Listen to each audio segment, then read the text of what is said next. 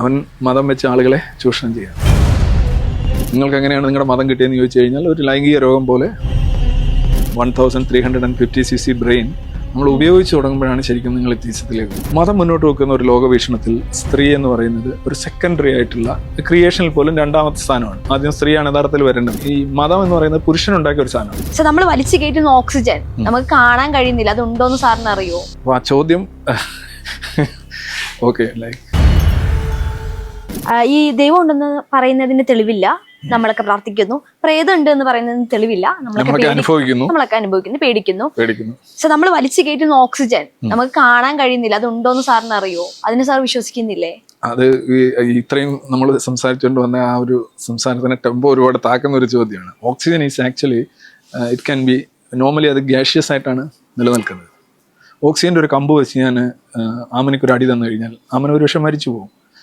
കാരണം ഓക്സിജനെ ഒരു പർട്ടിക്കുലർ ഒരു 200 above ഡിഗ്രി സെൻറ്റിഗ്രേഡിൽ തണുപ്പിച്ചു കഴിഞ്ഞാൽ അത് സോളിഡ് സ്റ്റേറ്റിലേക്ക് പോകും. പിന്നെ ലിക്വിഡ് സ്റ്റേറ്റ് ഉണ്ട്, സോളിഡ് സ്റ്റേറ്റ് ഉണ്ട്, ഇതിപ്പോൾ ഗേഷ്യസ് സ്റ്റേറ്റ് ആണ്. ഈ ഗേഷ്യസ് സ്റ്റേറ്റ് ആയതുകൊണ്ടാണ് നിങ്ങൾക്കത് കാണാൻ കഴിയാത്തത്, നിങ്ങളുടെ കണ്ണുകൾ കൊണ്ട് കാണാൻ കഴിയാത്തത്. അപ്പോൾ ആ ചോദ്യം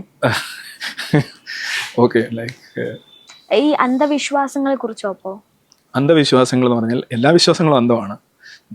വിശ്വാസങ്ങൾ ഒരു വ്യക്തിയുടെയും സമൂഹത്തിൻ്റെയും രാജ്യത്തിൻ്റെയും മുന്നോട്ട് പോകിനെ, ആരോഗ്യകരമായ വളർച്ചയെ, ശാസ്ത്ര പുരോഗതിയെ, മനസ്സിലായ മാനവികതയൊക്കെ തടസ്സപ്പെടുത്തുമ്പോൾ ആ വിശ്വാസങ്ങളെ ഡീബങ്ക് ചെയ്യേണ്ടതായിട്ടുണ്ട്.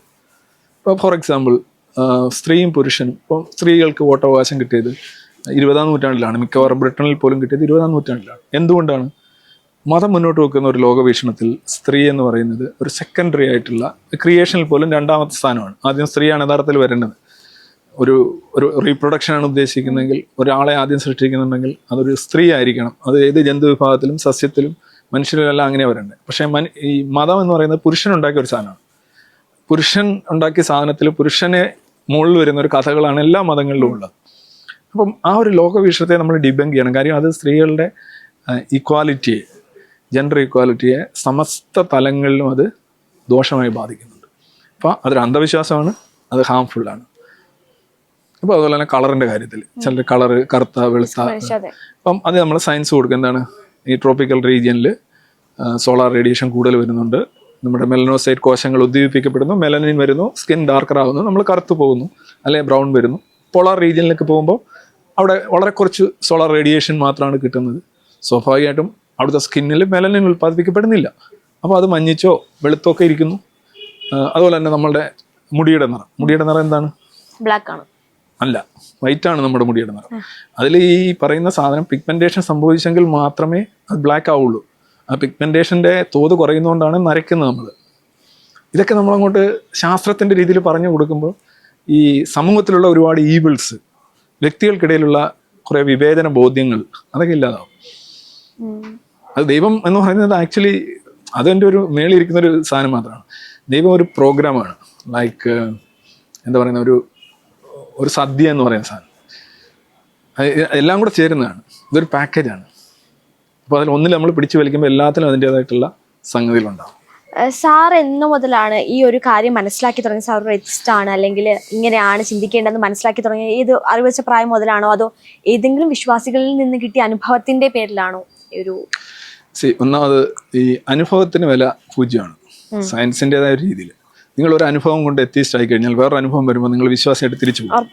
ഓക്കെ, അനുഭവം എന്ന് പറഞ്ഞു കഴിഞ്ഞാൽ നന്ദനം എന്ന് പറയുന്ന സിനിമ നമുക്കറിയാം. ഞാനേ കണ്ടോളൂ, ഞാൻ മാത്രമേ കണ്ടോളൂ. അപ്പോൾ ഞാൻ കണ്ടത് വെച്ചുകൊണ്ട് ആ നായിക കൂടുതൽ ദൃഢമായ വിശ്വാസത്തിലേക്ക് പോവുകയാണ്. വേറെ ആരും കണ്ടില്ല. പലരും അനുഭവത്തെക്കുറിച്ചാണ് സംസാരിക്കുന്നത്, പലരും മാസമായിട്ടുള്ള ഹിസ്റ്റീരിയക്ക് വിധേയമാണ്. അപ്പോൾ അനുഭവമല്ല ഒരിക്കലും എത്തീസത്തിൻ്റെ ഒരു തെളിവ്, അല്ലെങ്കിൽ അതിനകത്തുള്ള റൂട്ട് മാപ്പ്. ഞാൻ എപ്പോഴായെന്ന് ചോദിച്ചാൽ ഒരു പർട്ടിക്കുലർ ടൈമൊന്നുമില്ല. ഒരു ദിവസം രാവിലെ എഴുന്നേറ്റ് ഗ്ലാസ് പൊട്ടി വീഴുന്നു പറഞ്ഞാൽ അവിടെ നിന്ന് ഇങ്ങോട്ട്, അങ്ങനെയല്ല. It's an evolutionary process. അത് നമ്മളുടെ അറിവ്, തിരിച്ചറിവ്, അനുഭവങ്ങൾ, പിന്നെ നിങ്ങൾ ചിന്തിക്കുന്നത്, നിങ്ങളുടെ യുവർ ഓപ്പറേറ്റിംഗ് യുവർ അപ്സ്റ്റേഴ്സ്. നമ്മളത് ചുമന്നുകൊണ്ട് കിടക്കല്ല, നമ്മളൊരു പോർട്ടർ ആവുകയല്ല, മറിച്ച് യൂസർ ആവുകയാണ്. ഏത് ഈ 1350cc ബ്രെയിൻ നമ്മൾ ഉപയോഗിച്ച് തുടങ്ങുമ്പോഴാണ് ശരിക്കും നിങ്ങൾ എത്തീസത്തിലേക്ക് പോകുന്നത്. എന്ന് വെച്ച് വിശ്വാസികളൊന്നും അത് ഉപയോഗിക്കുന്നില്ല എന്നല്ല ഞാൻ പറഞ്ഞു. അതിൻ്റെ ഉപയോഗം ഏറ്റവും പോസിറ്റീവായിട്ടുള്ള ഉപയോഗമാണ് ഇത്തരത്തിലുള്ള, ഇത് ആക്ച്വലി മങ്കി ഓൺ യുവർ ബാക്കാണ്. നിങ്ങളിപ്പോൾ ഇസ്രയേലാണെങ്കിൽ ചിലപ്പോൾ നിങ്ങൾ ജൂതനായിരിക്കും, അറബ് രാജ്യത്തായിരിക്കും, മുസ്ലിം ആയിരിക്കും, ഇവിടെ പോകുമ്പോൾ ഹിന്ദു ആയിരിക്കും. നിങ്ങൾ ഒരിടത്ത് വരുന്നു, അവിടുത്തെ മണ്ണ് പറ്റുന്നു, ആ മണ്ണാണ് ഭയങ്കര സാധനം എന്ന് പറയുന്നു. അവിടുത്തെ വെള്ളം കുടിക്കുന്നു, ആ വെള്ളമാണ് യഥാർത്ഥ വെള്ളം എന്ന് പറയുന്നു. നിങ്ങൾ അതിനു വേണ്ടി മരിക്കുന്നു, പൊരുതുന്നു, അടുത്ത തലമുറയെ കൂടെ അതിനകത്ത് പിടിച്ചിടുന്നു. ലൈക്ക് ഒരു സെക്ഷലി ട്രാൻസ്മിറ്റഡ് ഡിസീസ് പോലെയാണ്. നിങ്ങൾക്ക് എങ്ങനെയാണ് നിങ്ങളുടെ മതം കിട്ടിയെന്ന് ചോദിച്ചു കഴിഞ്ഞാൽ ഒരു ലൈംഗിക രോഗം പോലെ നിങ്ങളിൽ കിട്ടി, നിങ്ങളിൽ വന്നു, അടുത്ത തലമുറയിലേക്ക് നിങ്ങളത് പകരുന്നു. ഇങ്ങനെ അടിച്ചു വിടുന്നു. പ്രത്യേകിച്ച് ആരും അന്വേഷിക്കുന്നില്ല ഇത് എന്താണ്, ഇതാണ് നമ്മുടെ അപ്പനപ്പന്മാരായിട്ട് ചെയ്യുന്ന കാര്യം. So like that. അത് എതിർക്കുമ്പോൾ ഒരുപാട് ഒപ്പോസിഷൻ ഉണ്ടാകുന്നു. മതം വിടുന്നവരെക്ക് ശമ്പളം മരണമായിട്ട് കൊടുക്കുന്ന മതങ്ങളില്ലേ? ചിലരല്ലെന്നുണ്ടെങ്കിൽ കുറഞ്ഞ പക്ഷം അടുക്കളയിലും അമ്മയുടെ കുത്തുവാക്കെങ്കിലും കേൾക്കേണ്ടി വരും. സോ അതും ഒരു സ്പെക്ട്രമാണ്. എല്ലായിടത്തും ഒരേ ശിക്ഷയല്ല. അപ്പോൾ ഇതൊക്കെ നോക്കൂ, മതത്തെ മെരുക്കിയാണ് മനുഷ്യൻ.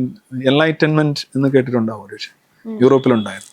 എൻലൈറ്റൻമെന്റ് മൂവ്മെന്റിന്റെ ഏറ്റവും ഇതെന്ന് പറഞ്ഞു കഴിഞ്ഞാൽ അവസാനത്തെ രാജാവിനെ, അവസാനത്തെ പുരോഹിതന്റെ കുടൽമാലയിൽ കഴുത്ത് മുറുക്കി കൊല്ലുന്ന അന്നാണ് മനുഷ്യൻ സ്വതന്ത്രനാകുന്നത് എന്നുള്ള ദിദ്രോയുടെ വരികൾ.